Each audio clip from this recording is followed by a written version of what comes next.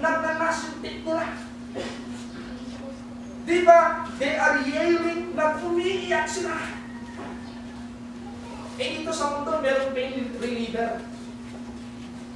Sa impyerno, hindi ka maririli doon. Sa sakit, forever. Kaya nag-isipin natin, yan ang tandaan natin. Kaya unawain natin yung mga sinasabi ng ating Panginoon Kristo. Pag sinabi ni Lord Jesus, great is your reward in heaven. Hindi yan tikal. Hindi yan sinungaling. Hindi yan kamuktot kung sa Bisaya pa. Tunay yan. Totoo yan. You have to recognize, you have to believe, you have to acknowledge His truthfulness and faithfulness. Pag sinabi niya, great is your reward in heaven.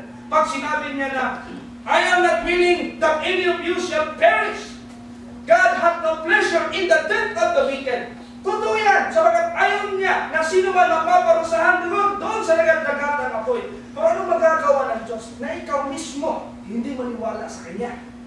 Ano magagawa ng Diyos? Ikaw mismo, nilalapastanganan mo yung kautusan ng Diyos para sa iyong kaligtasan. Ano magagawa ng Diyos na ikaw mismo refusing to accept His love and mercy and compassion? Ano magagawa ng Diyos? Ikaw na mismo ang refuse. Ikaw na mismo ang tumalikod. Wala magagawa ng Diyos except to fulfill His righteousness. That there is no such place for sinners up in heaven. There is no such place for the unbelieving people. Basahin natin saan mapunta yung mga unbelieving people. Hindi naniniwala. 2 Thessalonians chapter 1, verse 8 and 9.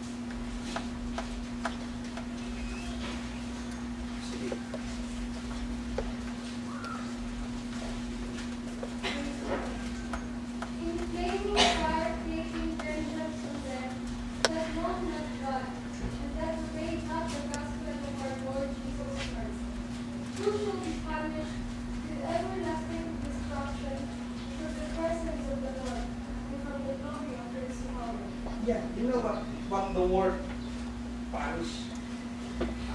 Punish. Parusa. Bakit? Because you have done something wrong in your Creator. Because you have done something against your Savior, against your Creator. He's going to punish you. That's why tama yung sinabi ng salita ng Diyos. Vengeance is mine, saith the Lord. Inapit ka sa sanglibutan ito. Tinayak ka sa sanglibutan ito. Huwag ka maghihiganti. Vengeance is mine, saith the Lord. Kailang i-execute ng Diyos yung vengeance niya. Ang tao na kasalanan, he might enjoy until his death. Ang tao mga mayayabang, they might so proud and arrogant till their death. But God will be their avenger. Ang Diyos ang maghihiganti sa kanila. And who are you to bear the punishment?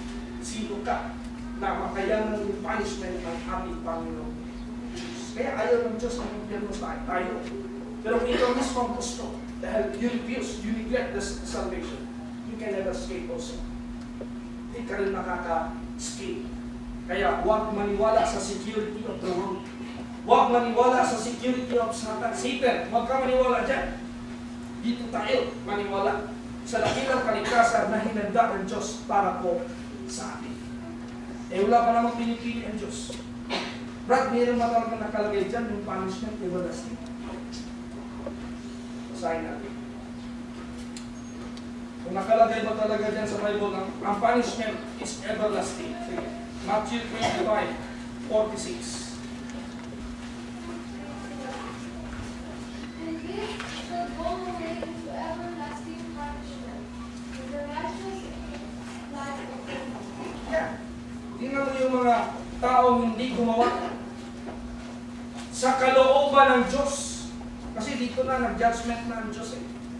Sabi ng Diyos sa mga righteous, well done, thou good and faithful servant, enter thou into the joy of thy Lord. Because when I was naked, you clothed me. When I was a hunger, you fed me.